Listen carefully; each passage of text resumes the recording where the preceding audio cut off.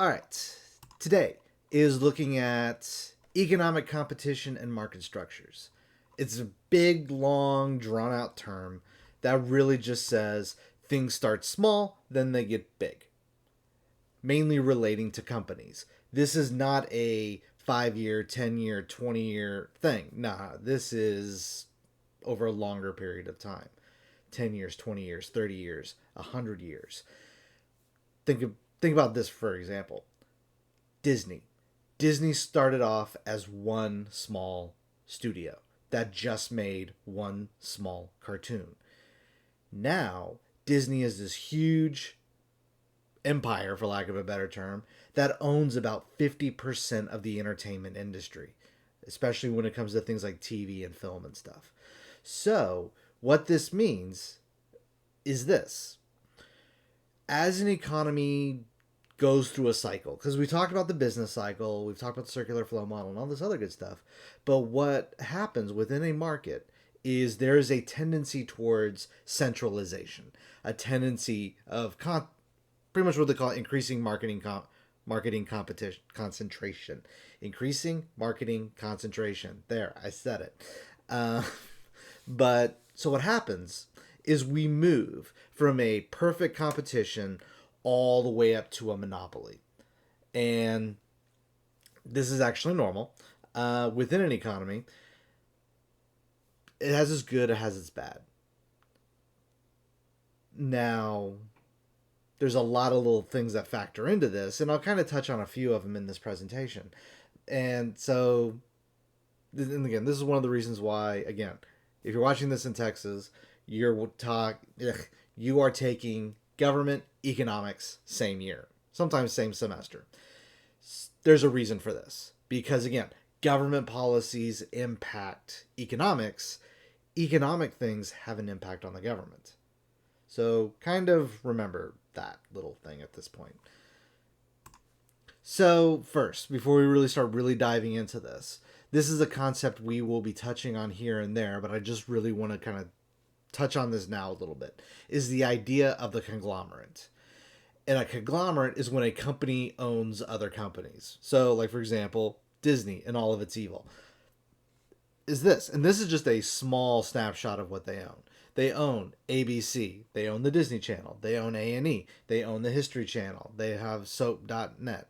I don't know. I don't watch soap operas. ESPN is a Disney product. Marvel, owned by Disney. Hulu, they own a huge piece of Hulu. I think they own, I want to say now that they bought out Fox, they own about 75% of Hulu. And yeah, they own Fox Family Worldwide. So, like, for example, all the like when they bought Fox Entertainment, they took on they bought the rights to the X-Men and stuff like that. They own Pixar, they own DreamWorks. Disney owns a lot of stuff. And there's there are things that they own that don't even make this list because you wouldn't be able to read the whole list. And I'll probably show you that list sometime just for kicks and giggles. But so this is the point is this. You have this idea of a conglomerate. It's a company that owns other companies.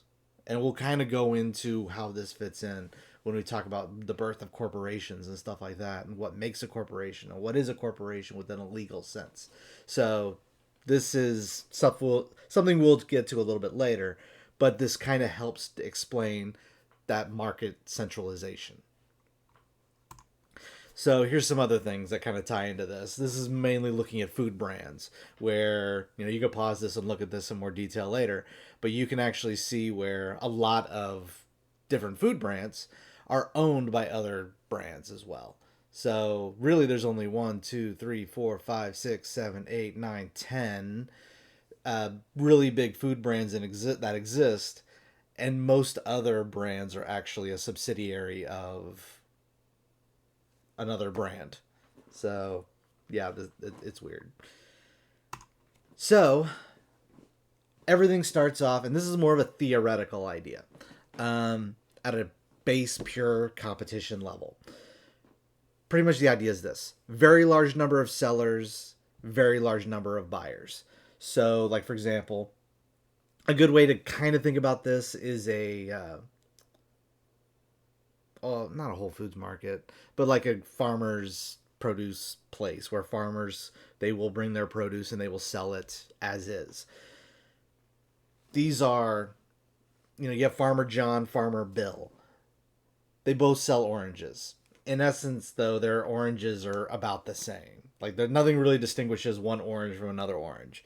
We're not at the realm of, genetically engineering super oranges with extra vitamin C. No, that's not happening. These are pure oranges that exist in nature. Everyone sells the same stuff. So you got Farmer John, Farmer Bill, Farmer Jimmy, Farmer Gunther. They're all selling oranges. They all sell the same stuff. It really doesn't matter that, it doesn't matter that you bought it from Joe or Bill or Gunther or Billy or whatever. Brand names at this point are meaningless. We don't care. It's an orange. Freedom of entry, freedom of exit. It is easy to enter, conduct business, leave at will. Nobody's really going to lose any skin. This is little Sally opening a lemonade stand in front of her house. And then Jimmy across the street goes, hey, I'm going to do that. And then little Billy does it. And then you got the loser college student that opens his lemonade stand next door. It really doesn't matter. Nobody's really going to do anything. And again, it's all lemonade. It really doesn't matter. And this is, again, more of a theoretical idea. Because, this assumes that this imagines a world where anybody and everyone can do something. The same thing economically. That's why, again, it's more of a theoretical concept. Then the next step is what we call monopolistic competition. Now, this is very similar to a price competition or a pure competition. This is very similar to this. But what happens is you begin to see that certain products are no longer identical. You have the idea of the brand name. Xbox, PlayStation. There's a certain thing that kind of goes with that name.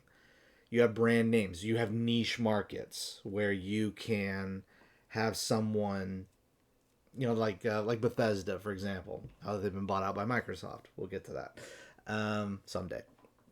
But, like Bethesda, they're a game studio. They make video games. They're known for their open world, somewhat pseudo RPG type games. They're not really known for first person shoot 'em ups or real time strategy or those types of things. So Bethesda, again, it's a niche kind of product that they produce. Advertisements will come along, and these will differentiate one item from another. Okay, so again, the idea is, hey, here's an Apple, here's an Android. This is what an Apple product looks like. This is what an Android product looks like. And then because of this, you have the fanboy wars. They're the ones that enter this. And fanboys, again, those are people who are loyal to a product. And because, they're loyal to the product, you have the wars where, people say, oh, Xbox is king. No, PlayStation is king. No, PC master race. That kind of thing. You have people that, they call Apple crapple. You have people that call Android, I don't know, whatever they call Android because I'm an Android user. But again, this is kind of where you see that sort of thing. And again, it is all because of the brand name. There are people, and okay, this will be controversial. PlayStation can roll out with a crappy product. They could roll, let's just say, theoretically, the PS5 comes out and it sucks. It sucks on ice. It is terrible. The consoles blow up. People are still going to say, nah, PlayStation the best. Even though it's literally burning in someone's house. There's like thousands of videos all over YouTube saying is on fire. That's a monopolistic competition. That's the fanboy wars. Because again, it's not so much the product, it's the brand name. There, now you feel better. Then the next step up is oligopoly. You have very few sellers. And again, you could throw the consoles in this as well if you wanted to. But the thing that really separates monopolistic competition and oligopoly is, that's what Microsoft, Sony, they're going for blood. Like, they're trying to nuke the other side. They really are. That's what's going on. And oligopoly is when Yeah, they're sort of in competition with each other, but they reach a gentleman's agreement. That's really what it is. It's a gentleman's agreement. Yes, we will compete. We will play our little games, but we're not going to go for blood. Like AT&T is not really going to try to totally nuke Verizon and vice versa. And then T-Mobile isn't going to try to nuke Sprint. Probably because Sprint is owned by T-Mobile, or T-Mobile is owned by Sprint, I believe. I don't know. T-Mobile is owned by someone. Um, but what happens is when one firm does something, another firm is going to follow. So, like for example, iPhones used to be an AT&T exclusive. Now, well, you can be on Verizon and get one of those. Um, and what they will do is they will collude with each other to set prices and otherwise cooperate. Because again, the idea is this: you get two people, yeah, they could go into a price war, but it's a kind of thing that neither of them would probably survive. They'll be selling phones for 10 cents and data plans, unlimited data plans for 25 cents. That'd be the major price war. They don't want to do that because in the end, they're going to lose money. So what's going to happen is they're going to be like, you know what, let's kind of cooperate a little bit. I'll let you have this area, you let me have this area, and yeah, we'll maybe play the game of, yeah, I'm going to knife you, economically speaking, but we're not really going to try. We'll play our little games and stuff, but whatever. So you have less competition. You can end up with things like price fixing. The idea is these companies are going to maximize their products as much as they can. Technically, these are illegal in the United States. They really are. But what they do in the United States, because these things still technically exist, well, not technically exist, but in practice they exist. But what they do is they play something called game theory. We'll talk about that at another time. But again, in the United States, these are technically illegal. Some countries, these are legalized. What usually happens, and this is one of the reasons why you have governments that get involved. Um, Governments actually make these possible, is really what they do. They will establish things, laws. Really what happens, especially in the case of the United States, they'll hire lobbyists and then they will go to Washington and they'll be like, here's a big sack of money, let us play our game our own way. And our government will be like, okay. That's kind of the game that they play. And then, last but not least, you have the monopoly. This is one seller. The idea is to maximize the profit. I control everything. Like, I control all the game consoles. I control, like I'm Disney. I control everything Marvel now. So again, Marvel movies, Marvel comics, Marvel the breakfast cereal. It's all controlled by Disney. In essence, that's a monopoly. Now, if Disney buys up DC, which could conceivably happen, if Disney were to buy up DC, in essence, Disney would hold the monopoly on the comic book industry, at least as locally produced comic books within the United States. There are a few others that are still out there, but they're like they're small. And well, I'll stay out of the nuances of the comic book industry right now, but that's kind of the idea. You have one seller; they're the big dog. They're the big cheese. They're the alpha, and they ain't nobody coming along. What they can do is they can use the system, like paying off the government, in order to make sure that people don't rise up to take them down. Because ideally, what's supposed to happen is, yeah, you become a monopoly, but what happens is you are so big, you are so fat, you are so unwieldy as a company that the little guy can come along and take you down. Classic David versus Goliath thing. So, like, for example, true story. There is a video hosting platform called BitChute right now. And if you're not on BitChute, you should get on it. But what happened was, for a long time, YouTube was the big dog when it comes to video streaming. Now today, you have other things that have come along. You've had Netflix, you have Hulu, but as far as independent content creation, the place you went to was YouTube. Now, you have these other things that are starting to rise up. You have BitChute, you have Brighteon, you have Library, you have Dailymotion. You have some others that have come up and they failed. But the main competition for YouTube right now is BitChute. Main competition for YouTube right now is BitChute. So one of the things that happened because of, BitChute comes along and, BitChute is able to be what YouTube used to be. Because YouTube, got its start with bum fights and Tourette's guy. Try finding that kind of stuff today on YouTube. It'll be a little bit harder. So, because YouTube is trying to become more, they're trying to be the next Netflix, is really what it is. What's happening is their monopoly is starting to break up because they're no longer really able to host the newest kinds of content that's showing up. And so now you have BitChute coming along.